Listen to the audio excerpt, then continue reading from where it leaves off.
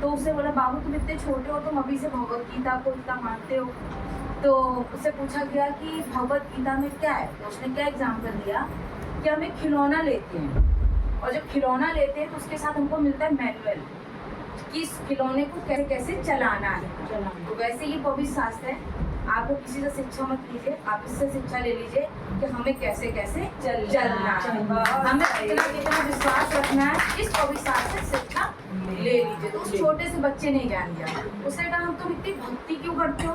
उसने कहा जीवन किसी ने नहीं देखा, कब मृत्यु आ जाए, तो जब ज्ञान आ जाए तभी से भक्ति कर लो। ध्यान करते ज्ञान के बंदे संगति न चाहिए। तो पिता का बहुत धन्यवाद करते हम सब इकट्ठा हुए। हम वचन खोलेंगे लूका का 8 का 9, दृष्टांतों का उद्देश्य।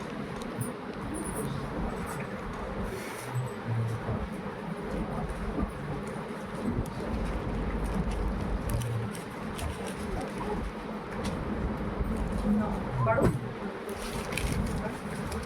पूरा क्लियर करने के लिए ना, आप मत्ती का 13 का 10 से 17 तक पढ़ लीजिएगा, इसके ऊपर लिखा हुआ है मत्ती 13 से 10 का 17 तक, ठीक है। थोड़ा सा हम बता देते। उसके चेलों ने उससे पूछा कि इस दृष्टांत का अर्थ क्या है।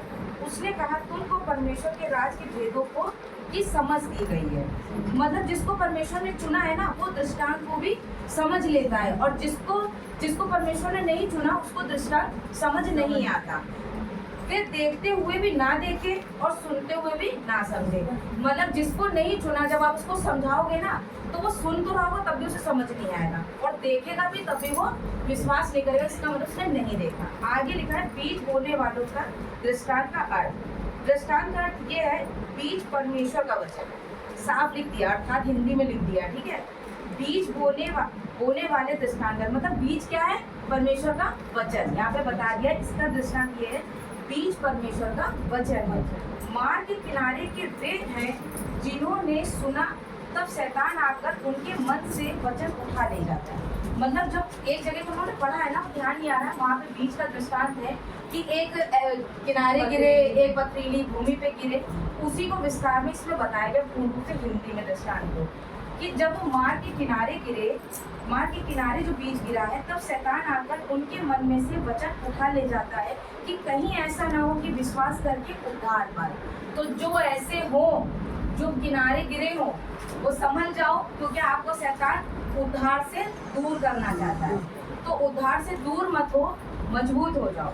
कहीं चट्टान पर कि वे सब सुनते हैं तो आनंद से वचन तो ग्रहण करते हैं, परंतु जड़ पकड़ने से भी थोड़ी देर तक विश्वास रखते हैं और परीक्षा के समय बहक जाते हैं। जब चट्टान पे जो बीज गिरती है, यानी कि कुछ लोग ऐसे हैं, ये आप लोगों ने भी देखा होगा, इतने टाइम से हम लोग को कई साल हो गए, कुछ आते हैं एकदम से भावुक में आते हैं, बहुत पढ़ाई करते हैं परमेश्वर की, परमेश्वर ये परमेश्वर वो, क्योंकि एकदम से उनको परमेश्वर दे देते हैं, मांगा उन्होंने मिल जाता है, बड़े खुश हो जाते हैं। दूसरी बार फिर मांगते, जब उन्हें नहीं मिलता है तो वो क्या करते हैं, परमेश्वर को टाटा बाय बाय करके निकल जाता है, क्योंकि उनको ये लगता है कि हमको रोज मिले, रोज मैं मांगू रोज मिल जाए, ठीक है। तो कुछ ऐसे बीज हैं जो चट्टान पे गिरते हैं, उतावले हो जाते, फिर चले जाते हैं विश्वास। जब परीक्षा आती है तो फिर परमेश्वर से मांगते हैं, तो परमेश्वर पिता भी मन को जांचने वाला परमेश्वर है।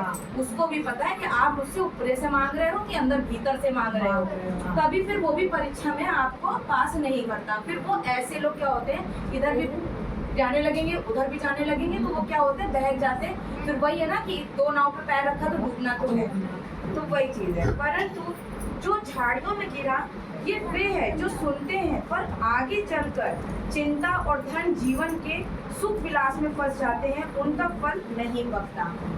जिनको मिलने लगता है, जो जीवन में सुख भोगने लगते हैं, तो वो क्या होते हैं कि जब सब कुछ मिलने लगता है तो फिर परमेश्वर को वो पीछे भूल जाते हैं। कभी भूले भटके, फिर जब मुसीबत आती है तो फिर परमेश्वर में, ठीक है, वो ये सब बातों में, सुख सुविधाओं में फंस जाते हैं। लास्ट वाले क्या है, पर अच्छी भूमि के वे हैं जो वचन सुनकर भले और उत्तम मन में संभले रहते हैं और धीरज से फल पाते हैं। ये गवाही में, मतलब जो मैंने महसूस किया वो है गायत्री आंटी। ये मुझे ऐसे एहसास हुआ कि इनका हाथ ऐसे था, पता है ना सबको। उस दिन मैंने इनको देखा सोफे में ऐसे बैठी थी, तीसरे में बैठी थी कि क्यों आज इन्होंने वो जो लास्ट वाला जो है इनका बीज, इन्होंने उसको पकड़ा है, वो है ये उन्होंने ये नहीं किया कि मैं आई हूँ और आज ही मेरा, जब मैं इतनी गवाही सुनती हूँ कि यार तुरंत खुल जाए, आज ही ये ठीक हो जाए। अब वो आशा रखिए वो क्या है, उनको परमेश्वर में विश्वास हो गया है, उन्हें पता है कि यही सत्य है।